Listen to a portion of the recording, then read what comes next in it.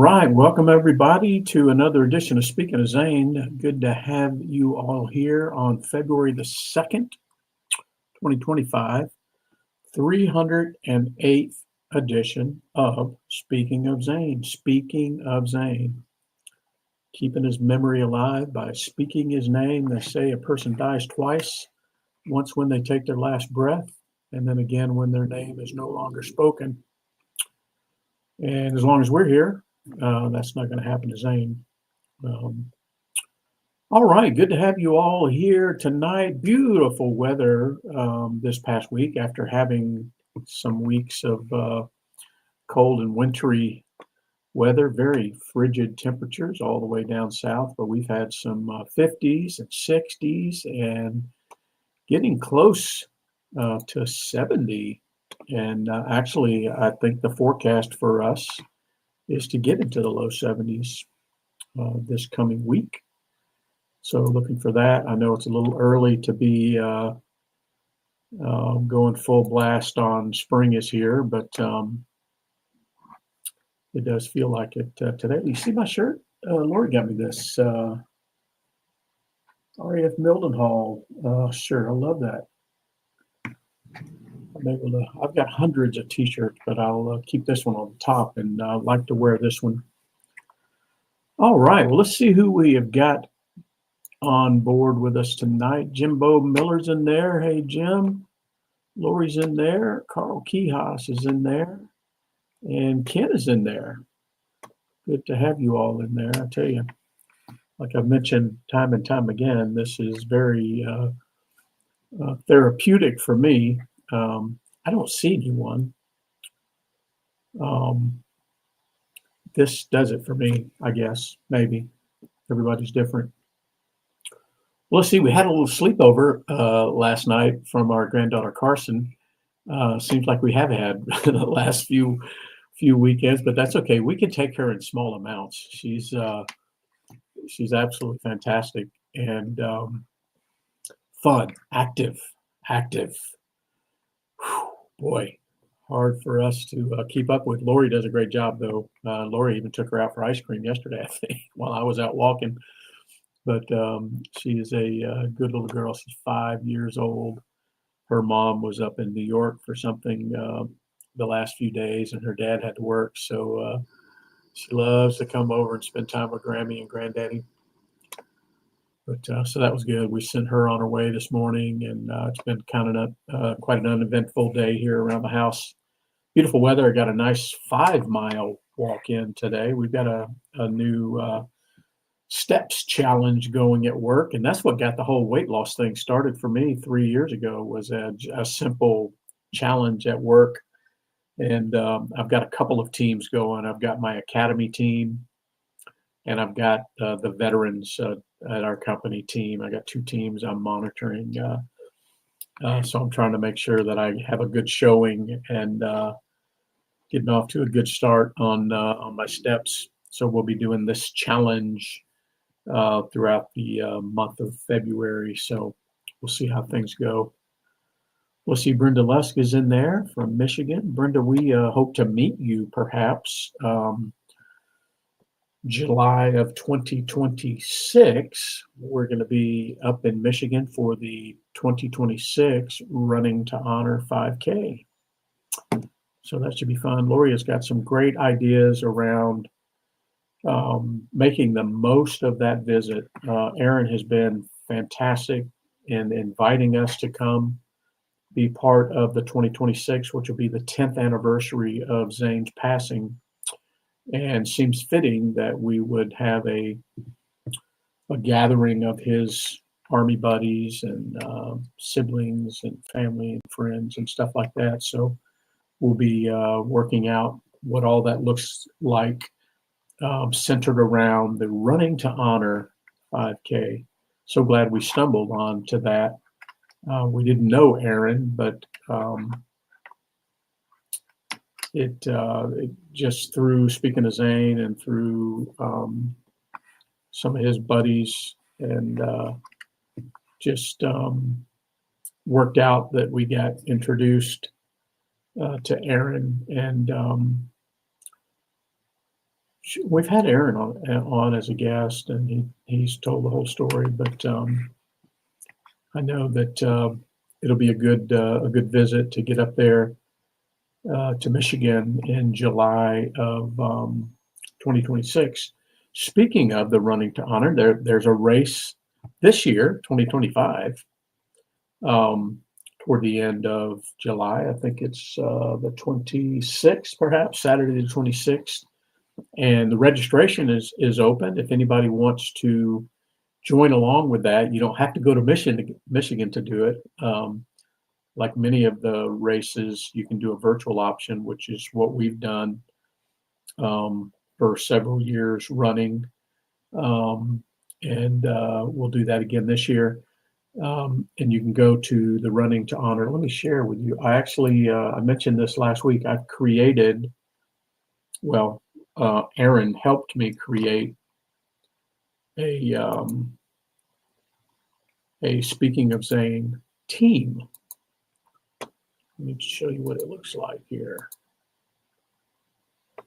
So if you go to, I think you can just Google Running to Honor, but if you go to runsignup.com, runsignup, all one word, .com, and look for Running to Honor, they handle the registration and everything for the race, but you'll see there that there are teams forming, and there is a Speaking of Zane team right there.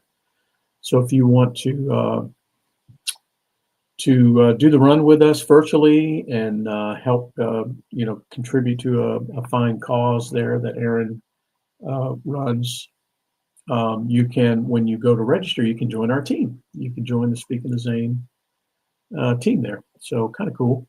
Get a nice race T-shirt and a race bib and a finisher's medal and the whole ball of wax. So should be a lot of fun. Looking forward to it. Last year, I did it in London, if you recall, and got my team there involved, and hope to have them do it again this year. Maybe not in July. I don't know yet. The timing may vary, but I'm going to try to have my London team participate again.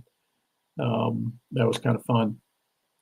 But yeah, so Running to Honor, looking forward to that already. It's hard to believe we're already planning things for July, halfway through the year. We just finished month 1 of the year, but that's okay. It's good to be, I'm a planner. It's good to be a planner. So there you go on that. Boy, we've had some terrible tragedies this week, haven't we? Couple of air disasters within a couple of days of each other. Just terrible, of course. Hey, Daryl's in there. Good to see you in there, Daryl. We were just talking about the Running to Honor. This summer, I got a team set up, a Speaking of Zane team set up there on the website for anybody who wants to tag along. There's my Aunt Mary. Hey, Aunt Mary. Let's see. So yeah, this terrible plane crashes, the one in DCA or Reagan National. Of course, my daughter, who's works for a major airline, reached out to me right away and said, "Hey, you're watching the news." And of course, she had heard some things, and then of course she was, she worked for United Airlines, and she was quickly searching to see if it was one of their affiliates, and it was not. Of course, it was an American regional jet, but just a terrible disaster there with loss of life, and including 3 soldiers who were on the helicopter there. I think I have their, see, I think I have their, let me share with you here. I know you've seen it on the news, but it's certainly worth mentioning their names.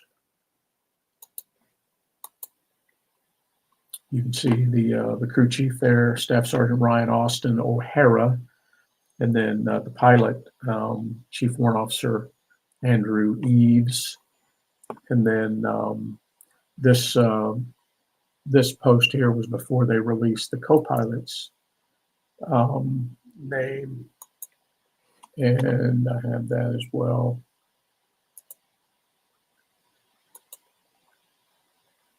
And I believe it's true. These were all guardsmen, actually. I think that's true. Somebody can help me if I've got that wrong. Yeah, there we go. So there's the co-pilot, the Army captain. The pilot was a warrant officer. The co-pilot there was, let's go to the page here, Rebecca Loback, Captain Rebecca Loback, you can see there.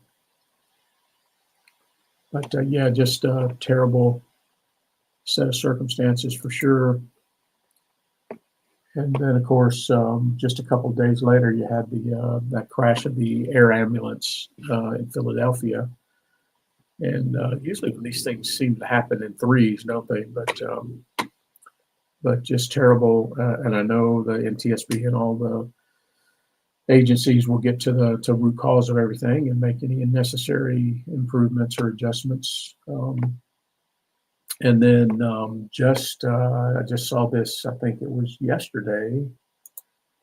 I'll share again here.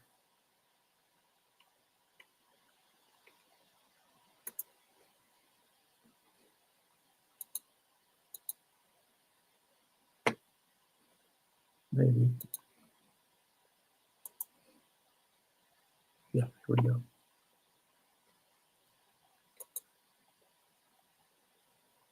You know, we've talked about this time and time again over the years about, how combat is obviously inherently dangerous, but so is training, especially when you're talking about aviation. Gravity tends to be a little unforgiving. Let's see, here we go. Yep, there we go. But here you see we had a couple of deaths at Fort Stewart, actually. You can see Specialist Jacob Mullen and Staff Sergeant Shelby Butner were both members of, I assume, the 3rd Infantry Division there at Fort Stewart, but they were killed in a vehicle rollover during training there. Just always terrible circumstances there. There's my dad in there. Hey, Dad, Mac Marine. Dad thanked a sailor today at Moody and an airman at the gate. 2 Army. Awesome. Okay, I'll add those to the list here. But yeah, just a terrible week for those instances for sure. Let's see, Carl's throwing in some thank yous there. I'll get those here as well. Good, get our count up. But what's going on around here at the fabulous McDonald Estate and Insane Asylum? And I know Ken's ahead of me already on the Hat of the Week. No surprise when we get to the This Week in Military History. But I'm heading back to St. Louis this week. Daryl, I don't know if I'll get to see you this week. I've got a jam-packed week. I'm actually there for a variety of reasons. I'll be there tomorrow evening, all day Tuesday, all day Wednesday, and then half of the day on Thursday, and then back home. A variety of meetings and different things. But I've got one of the young men that reports to me in our academy, who's a Marine Corps vet, and this will be his first visit. He's been with us about 8 months now, and this will be his first visit to our headquarters in St. Louis. I'm going to be showing him around a little bit there. He lives in the Tampa area. So, you guys have realized by now I go to St. Louis a lot. Good thing it's a short flight. It's like an hour flight. So very easy trip back and forth. All right. Well, Hat of the Week. I'll come back to the Hat of the Week after we talk about This Week in Military History. Speaking of tragedies, do you all remember back in 1986, January 28th of 1986, Lori and I were stationed at RAF Milman Hall. And I believe this was later in the day. And I think I was probably just back from an alert tour in the Azores and back home, because I was home I wasn't at work. I was home during the day for some reason, and later in the day came and we saw on the BBC um, that the Challenger had exploded on takeoff, and we watched it on the news there. We had 4 channels: BBC One, 2, and a couple of others at the time. No cable TV back then, and but yeah, it was terrible. I guess our little son Tyler would have only been about a month old, I guess, right, Lori? Something like that. Um, so I think soon after he was born, I went on alert um, to the Azores and came home, and I think I was off for a few days, and that's when we saw this happen. The Challenger. Fast forward to February the 1st of 2003. We had another shuttle disaster. It was the Columbia on reentry over Texas-ish. And I remember Lori and I were living in Savannah at the time, had just moved to Savannah, I think, not too long before. And I think it was on a Saturday. Was it a Saturday morning, maybe? I don't remember the details, but I do remember being in Savannah when the reentry, and then realized eventually that one of the crew members, Lieutenant Colonel Michael Anderson, was a member of our squadron and was a pilot on the Looking Glass. I don't know if I don't think Steve's in here tonight, but Colonel Anderson flew as a pilot on the Glass in the late 80s. I got back at the end of 88, so 89 started flying into the 90s. So certainly would have flown some missions with him. I don't remember him, but I have visited his headstone at Arlington several times over the years, and he's actually with other astronauts or other crew members of Columbia and Challenger near the Tomb of the Unknown. Actually, when you go to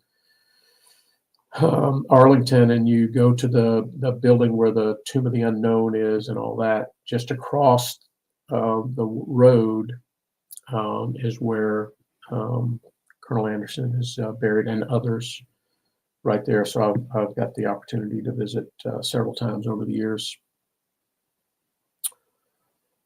Okay, let's see. And then going back, speaking of Looking Glass, tomorrow is a very important anniversary in our history. Those of us that flew together on the Looking Glass and related missions. The continuous airborne alert began on February 3rd, 1961. And we had an airplane flying around the clock, 3 missions a day, all day, all the way through till Cold War. And then we went on, we happened to be at Offutt when we stood down the continuous airborne alert, and we began to fly like a glass a day. We began to pull a second alert in addition to the alert we already pulled.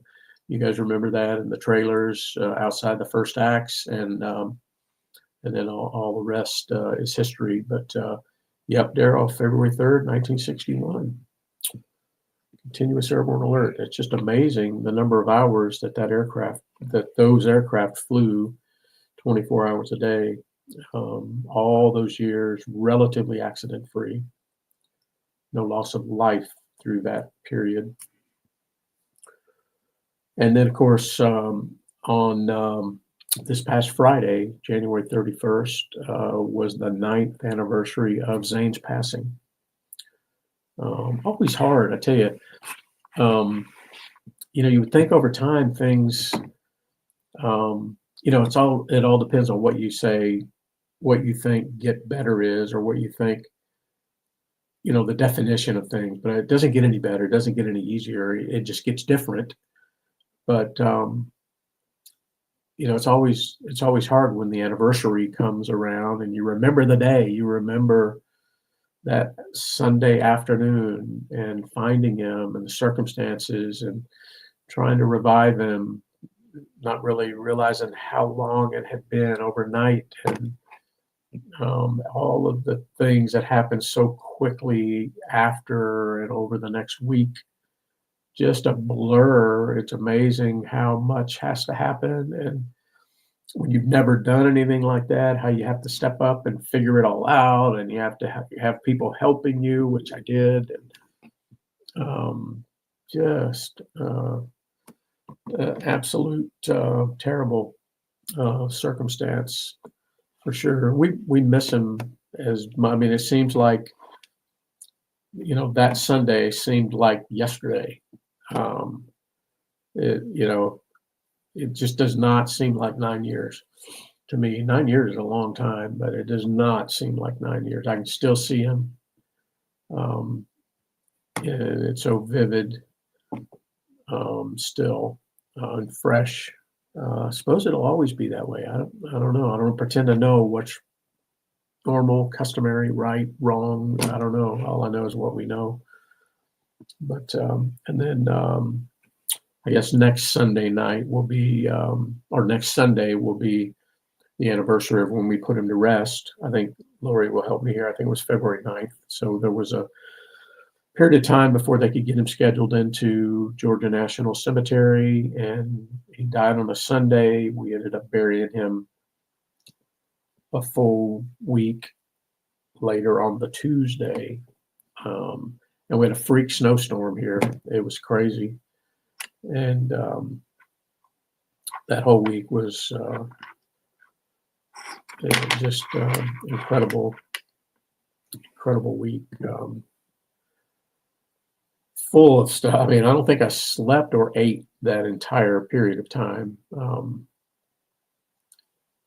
It's hard to even look back on it. And, you look back and you try to dissect things. It's hard to even look back and see, how did you do that? How did you get through all that? How did you coordinate all that? How did all that come, to culminate? And, and then after, you're just so spent. And I think I was out of work for 2 or 3 weeks, and went back to work. When I went back to work, it was to go out of town to our annual sales meeting, and people were seeing me for the very first time since it happened. It was just a lot of weird, how do people approach you? What do you say? What do you do? Just a weird thing for sure. But anyway, back to the hat of the week. Hat of the week always has something to do with what the heck is going on around here, or something in the news, or something in this week in military history. And in honor of the crews of the Challenger and the Columbia, as you might have guessed, Daryl and Ken wore Manasseh hat today as the hat of the week. Okay, well, let's see. We had some cemetery business. Daryl, put in the chat there, confirm or deny, but I believe you made it out on your own for the very first time, since your knee surgery to Jefferson Barracks. I think that's true. You've been out there, but not on your own. But I think it's true that you went on your own, and admire you for that, for sure. I know it was good. The weather's starting to shift and warm up a little bit there in St. Louis. So I'm sure it was a little better than it has been that week I was there and saw you. It was pretty brutal, but I know it's warming up. All right. And my dad and my sis, I know they make a regular visit or two to see my mom at Evergreen, so we always count that. And then I won't count this till next week, but Lori's going to be in Canton, Georgia tomorrow for a couple of doctor's appointments, and that happens to be where Georgia National Cemetery is. So she'll go see Zane and place some flowers there. That's assuming those are. We just placed some there a couple weeks ago, and but they have pickup days and everything, so they take the flowers. But Lori will be prepared there. I won't get to go, of course, because I've got to go to the airport and fly to St. Louis tomorrow afternoon. So if I add up the visits there, 5 visits this week, we're at 1,389 visits over some number of years. And then I'm going to tally the thank yous here. Let me scroll back up and see. We had some thank yous here that I need to catalog. So stick with me while I put those in here. See, my dad said he had a sailor, airman. What else did you have, Dad? 2 Army vets at the commissary. Okay, that's a good place.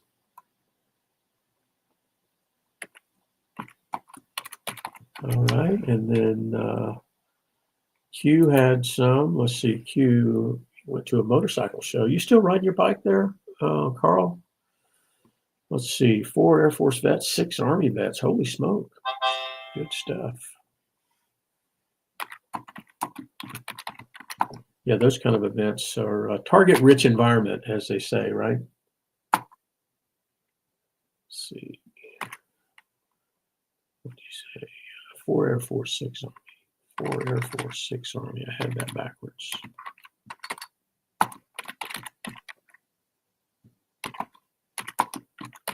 I'm doing this on the fly, so stick with me. Okay. All right, let me see if I've missed any others here. Yeah, Carl, I don't know if you saw in the chat there, but Lori said she's in regular contact with Judy Bays, and Gary just retired, evidently, this year or last. And he's quite a bit older than me, but is just now retiring.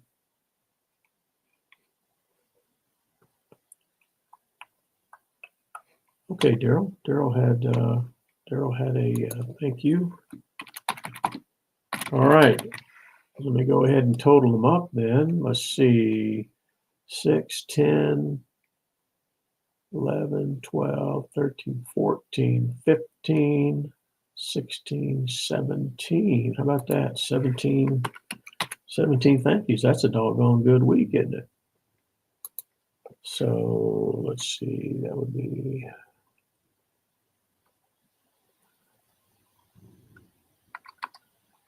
Okay, that puts us at 3,249. How about that? 3,249 times a veteran, service member, first responder has heard from someone in this group, hey, I appreciate you, or hey, thank you, or hey, what did you do in the Marine Corps, or hey, thank you for being a first responder, whatever the case. So that's pretty good in my book. So appreciate you guys doing that. We're getting on up there again, 3,249. That's 249. Seems like we just went over the 3,000 when Lori updated the, I'll scroll up here. Lori updated the thank yous there. I need to use a white, I think, on that 3. See, it's 3,000 thank yous. And we've already had 249 since she did that. About that. Get the camera back down here. There we go. All right. Well, let's see. See what else I've got on the list here.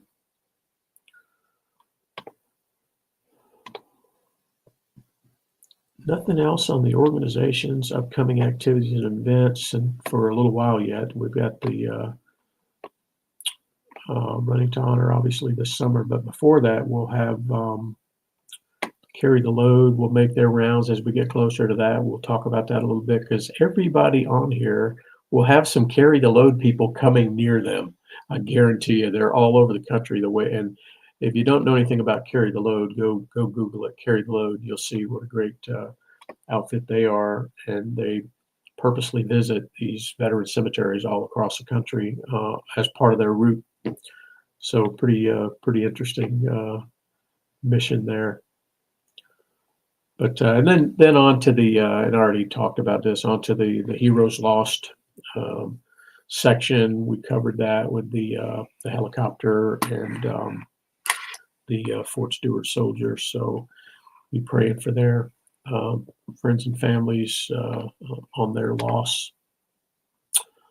Okay, well, I think that's it for tonight, folks. I appreciate you guys coming around. Remember, I am wide open to ideas on things to add to this to the time that we're together. Usually about 30 minutes, 40 minutes, but I'm open-minded to adding categories or activities, events, segments, whatever you guys think would be of value. I'm always thinking about things, but I want to hear from you guys and what you think that we could do, share on this on a regular basis, and we'll take those into consideration. All right, well, I'm going to go pack, actually, because I've got a full agenda tomorrow from about 8 in the morning all the way right up until 3 o'clock when I've got to get on the road to the airport, back to back to back to back. So I need to pack and get things ready tonight. So I'll be good to go for my trip to St. Louis, and then we'll look forward to seeing everybody again right back here next Sunday night, February the 9th, I guess it'll be, right? Yeah, for another edition. In fact, it'll be, what did I say? It'll be the 309th edition on February the 9th of Speaking of Zane. There's my Aunt Cindy. Hey, Aunt Cindy, we're just wrapping it up here tonight and saying so long. And we'll look forward to seeing everybody again next Sunday night for another edition of Speaking of Zane. See you guys later.